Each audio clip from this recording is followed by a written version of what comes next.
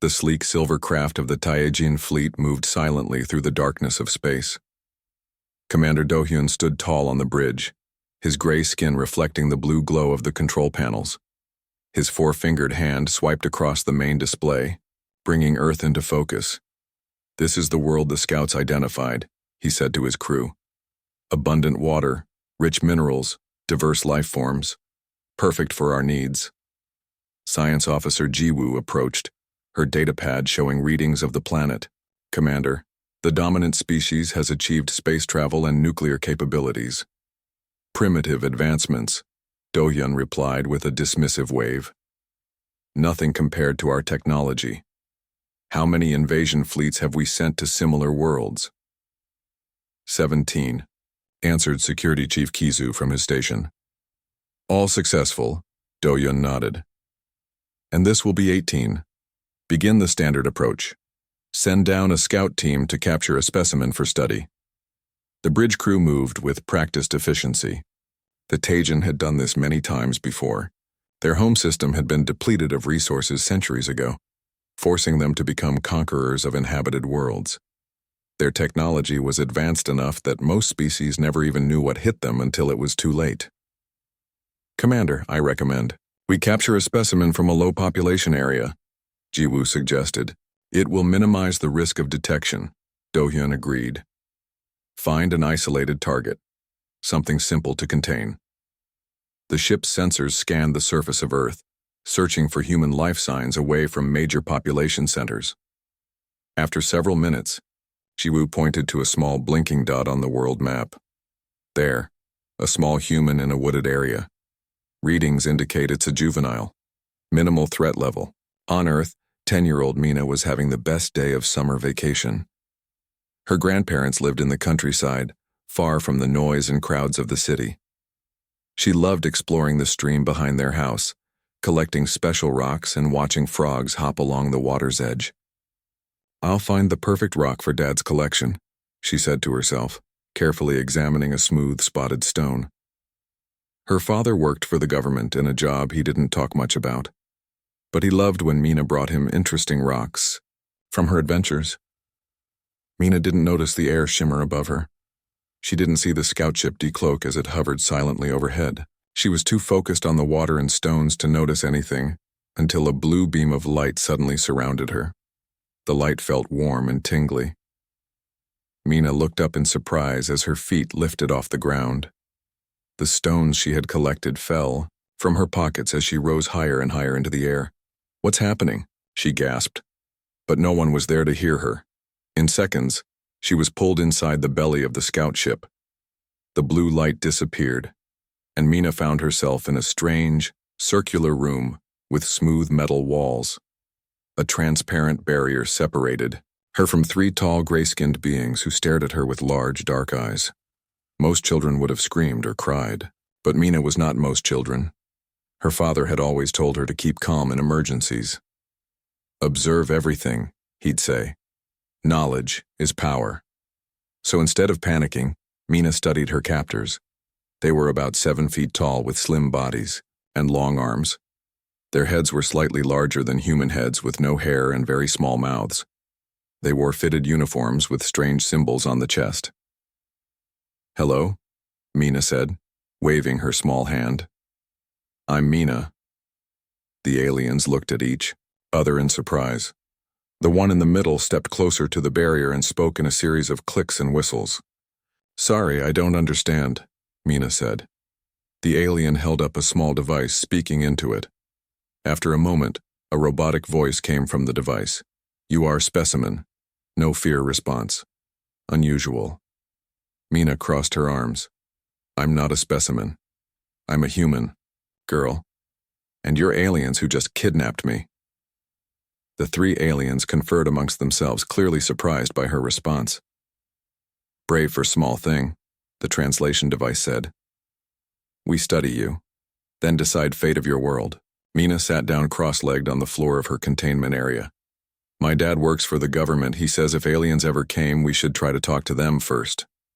"Talk is useless. Your world has what we need." "That doesn't sound very friendly," Mina replied. She looked around the room. noticing details about their technology. Her father had always told her to pay attention to everything. You know, taking things that aren't yours is called stealing where I come from. The aliens again looked at each other, clearly not expecting this level of communication from their specimen. As the scout ship rejoined the main vessel, Commander Do-hyun received the report with interest. This simple human child was unlike any specimen they had encountered before. Perhaps studying her would reveal useful information before they launched their invasion. Little did they know that Mina was not as helpless as she appeared. 3 days had passed since Mina's capture. The Tajan scientists were puzzled by their young human specimen. Where other captured species had cowered in fear or raged against their confinement, Mina spent her time observing her captors and asking questions. "Why is your skin gray?" she asked Science Officer Jiwoo, who had become her primary handler. "Is it because your sun is different from ours?" Jiwoo tilted her large head, surprised by the question. "Our home world orbits a dim red star. We evolved without need for skin pigmentation like yours." Mina nodded, filing away this information. "Do you miss your home?" The question caught Jiwoo off guard. No specimen had ever asked about Taijin feelings before. "Our home world died long. Ego resources depleted." "That's sad," Mina said, sitting cross-legged in her containment field. "Is that why you're looking at Earth?" Jiwoo didn't answer, but her silence told Mina everything she needed to know. Commander Do-hyun entered the laboratory, his tall figure casting a shadow across the room. "Has the specimen revealed any useful information about Earth defenses?" "Her name is Mina," Jiwoo corrected him, then seemed surprised by her own response. Do-hyun glared at his science officer. "It is a test subject, not a pet. The invasion fleet awaits our signal." Mina's eyes widened slightly, but she kept her expression neutral. Her father had taught her that showing fear to potential enemies was never helpful. "Your invasion won't work," Mina said calmly. Do-hyun turned to her, amused. "And why would you think that, small human?" "Because humans protect what's ours. We've fought each other for thousands of years. We know how to fight." The commander laughed, a strange clicking sound. "Every species fights. None have defeated a Tajan invasion fleet." "Have you met humans before?" Mina asked, tilting her head. "No," Do-hyun admitted. "Then how do you know what we can do?" Later that day, Security Chief Ki-soo joined Jiwoo in observing the human child. Mina was quickly learning words in the Taijin language, repeating them with surprising accuracy. "The specimen's learning rate exceeds our predictions," Ki-soo noted. "Mina," Jiwoo corrected again. "And yes, her neural activity is remarkable." In her containment field, Mina pretended to focus on learning new words, but she was listening carefully to every conversation around her. Her father worked in a classified department that studied potential extraterrestrial threats. At home, he had trained Mina through games and stories about what to do if she ever encountered alien life. "Always learn as much as you can," he had told her. "Information is more valuable than weapons." During mealtime, Mina carefully studied the food they provided her. Synthesized proteins designed to be compatible with human digestion. "This tastes like tofu," she told Jiwoo, "but not as good as my mom makes." "You have a maternal unit?" Jiwoo asked, entering the data. "A mom and dad, and a little brother named Junho."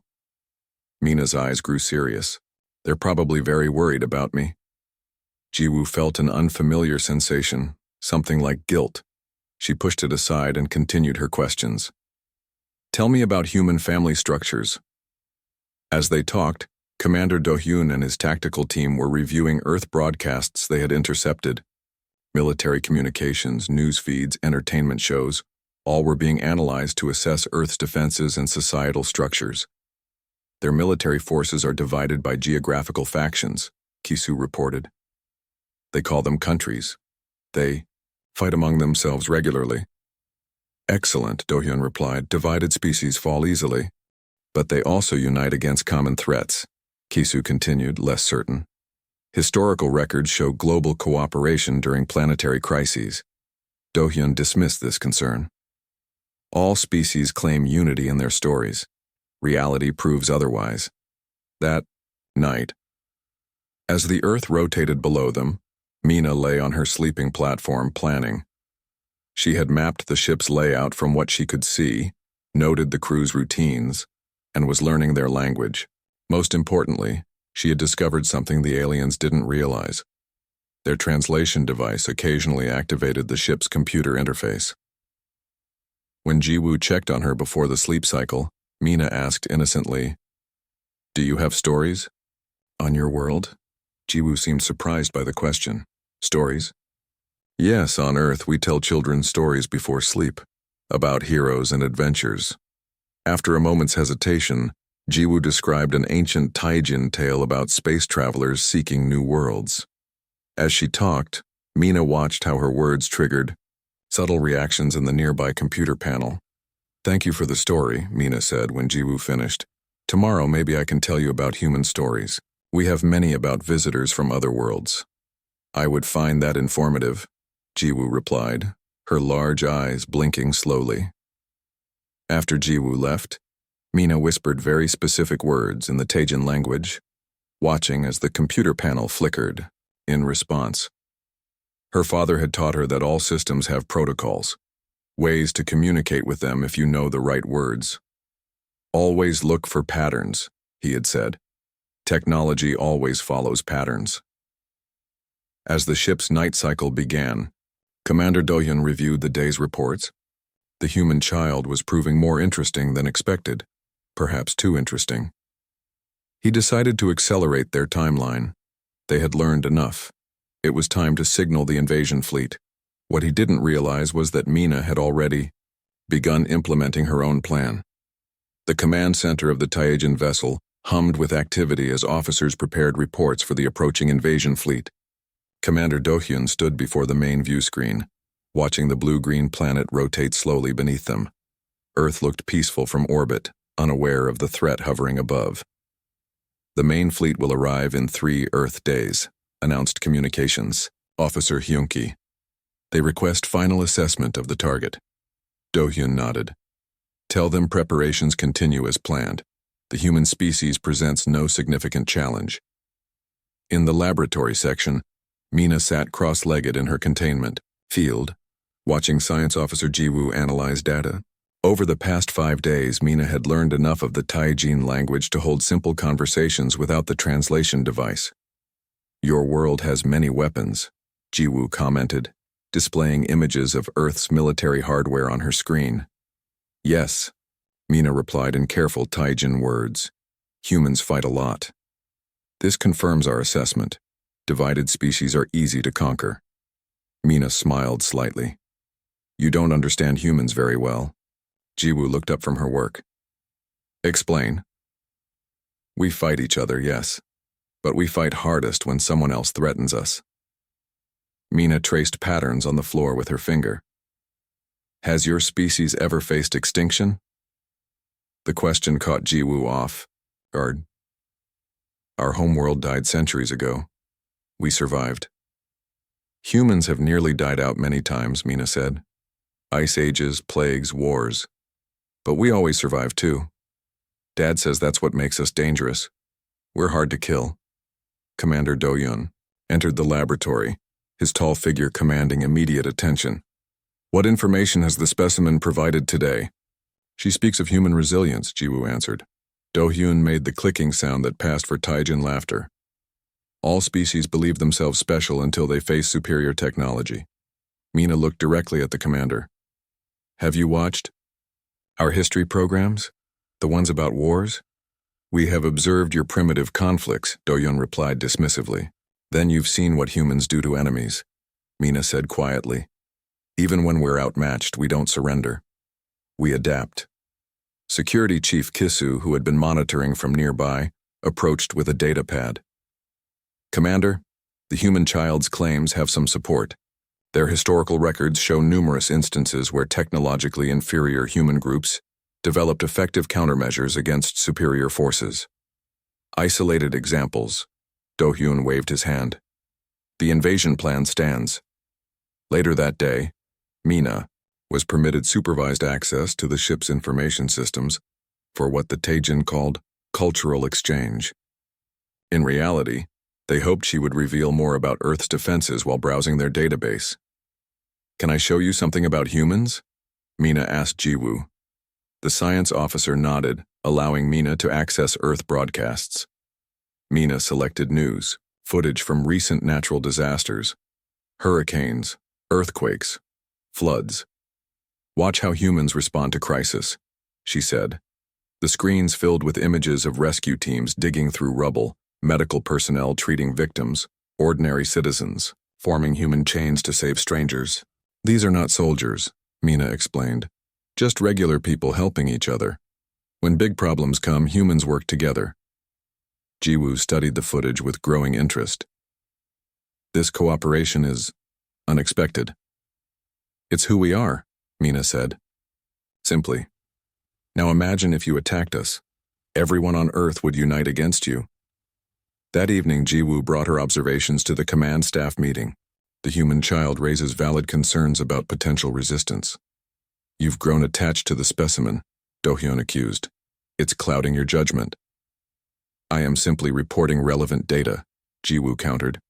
"The humans have nuclear weapons, biological agents, and chemical warfare capabilities. If they united against us, enough." Do-hyun slammed his hand on the table. "The invasion will proceed. One child's stories will not alter our plans." Security Chief Kisu spoke up. "Commander, perhaps we should consider a longer observation. Period. The child's claims about human adaptability match our own findings." "Your concern is noted and dismissed," Do-hyun replied coldly. "We need this planet's resources.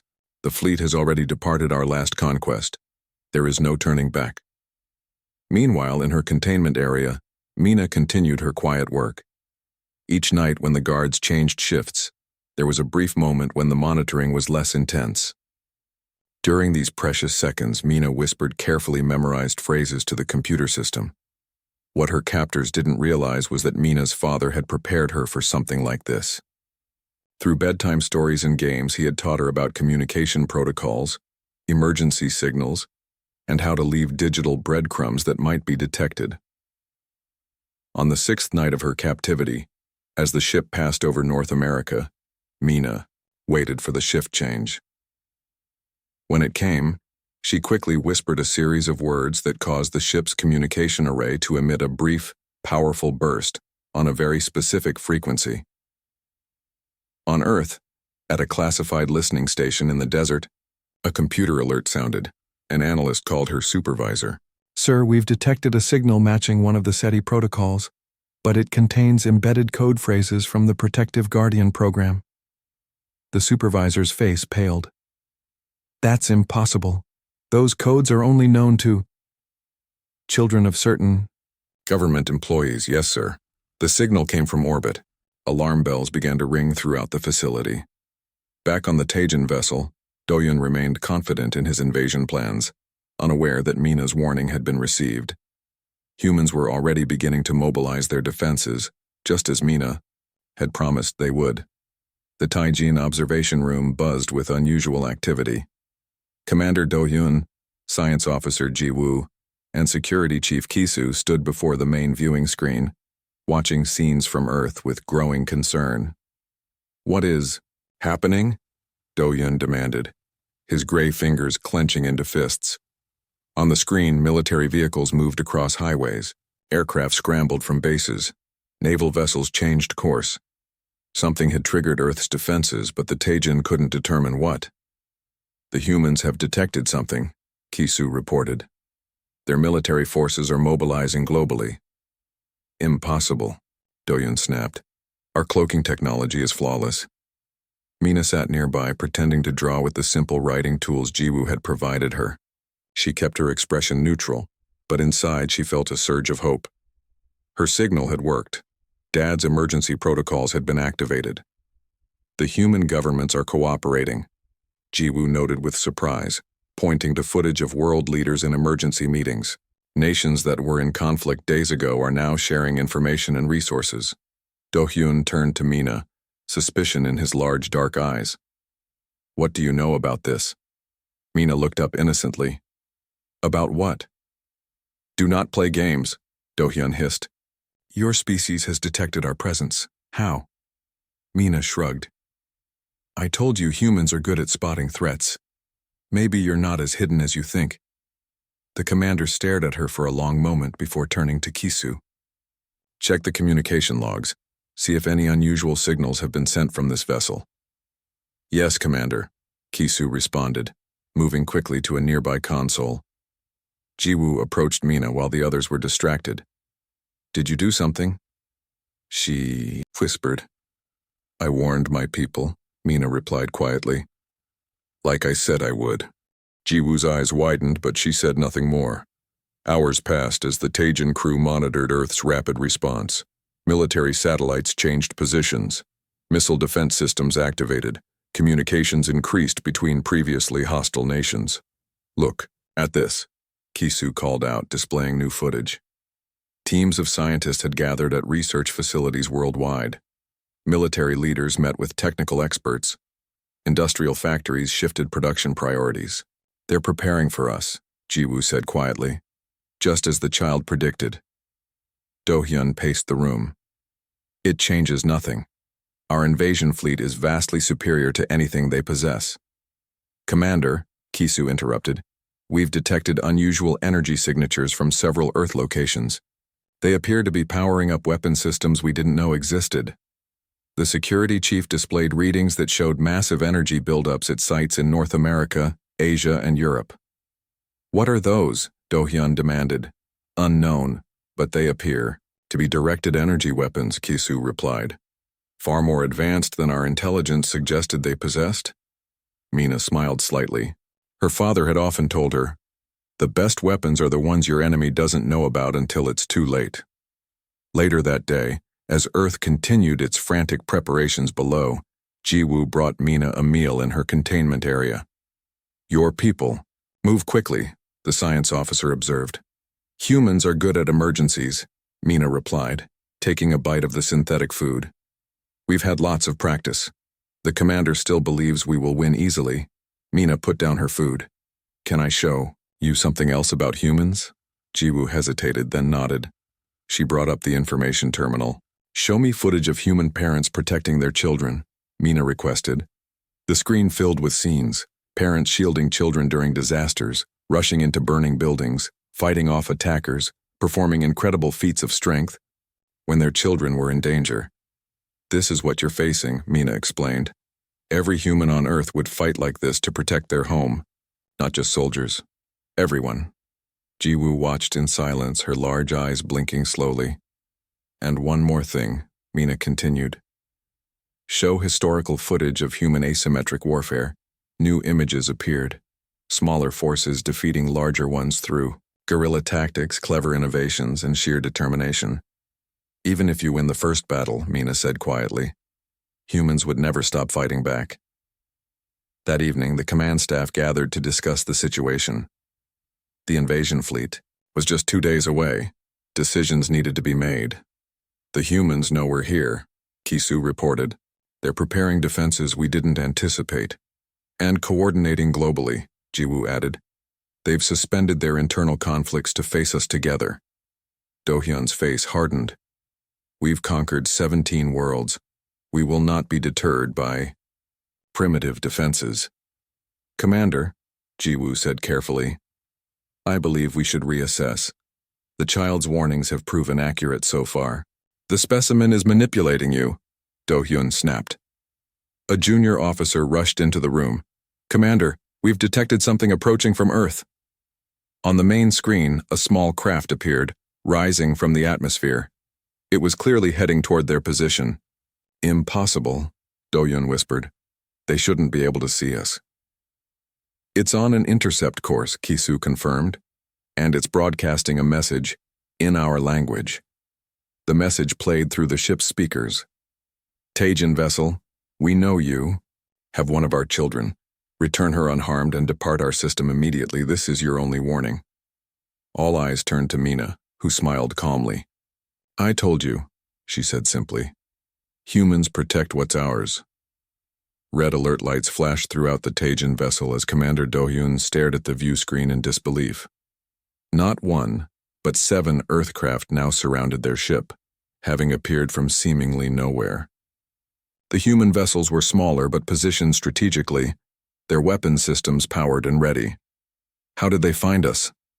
Do-hyun demanded, his voice rising with anger and confusion. "How did they build ships that can reach orbit so quickly?" Ki-soo frantically worked the sensor controls. "Commander, these vessels were already in orbit. They were disguised as space debris.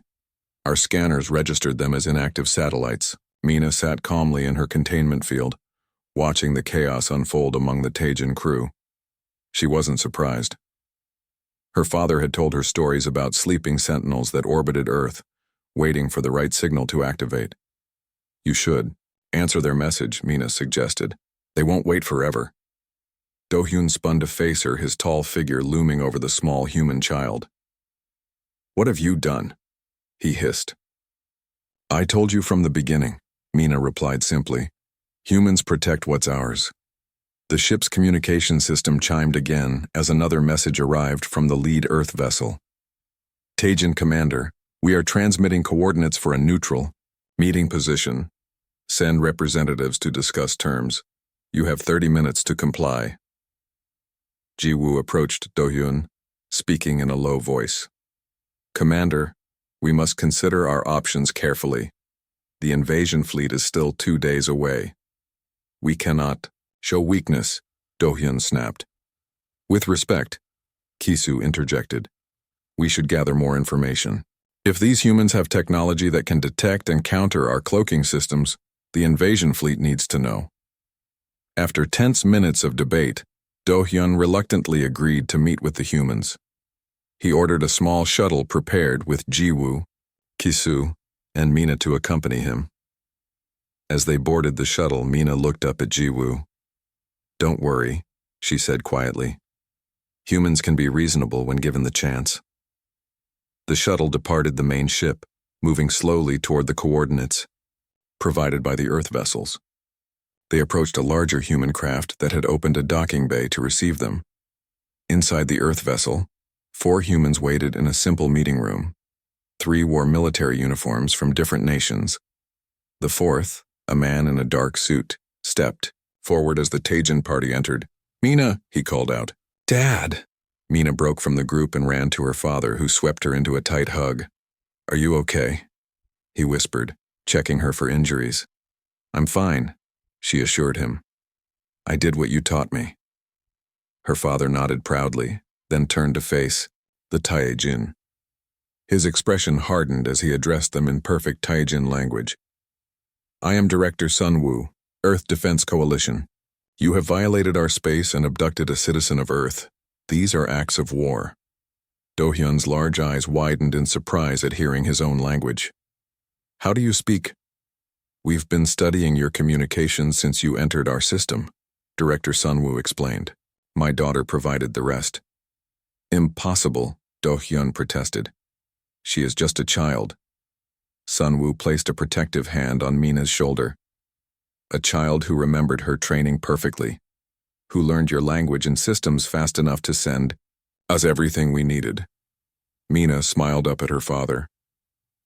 The games they had played throughout her childhood, memorizing codes, learning patterns, practicing observation skills, hadn't been games at all. They had been preparation. "Your invasion will fail," one of the military officers stated flatly. "We've had defense plans for extraterrestrial threats for decades." "You cannot match our technology," Do-hyun insisted, though with less conviction than before. Director Sun-woo gestured to a view screen on the wall. It showed images of Earth's surface, where massive weapon installations were being unveiled from hidden bunkers. Military forces from every nation were deploying in coordinated patterns. "We've been expecting something like this for generations," Sun-woo said. "What you see is only a fraction of our capabilities. And we're quite good at reverse engineering alien technology," added another officer, nodding toward the Taejin shuttle. "Your ship has already taught us much." Ji-woo stepped forward. "Commander Do-hyun, perhaps we should consider the child's earlier suggestion." "What suggestion?" Sun-woo asked, looking at his daughter. Mina straightened her shoulders. "I told them there are better options than invasion, that humans would share if they asked nicely instead of taking."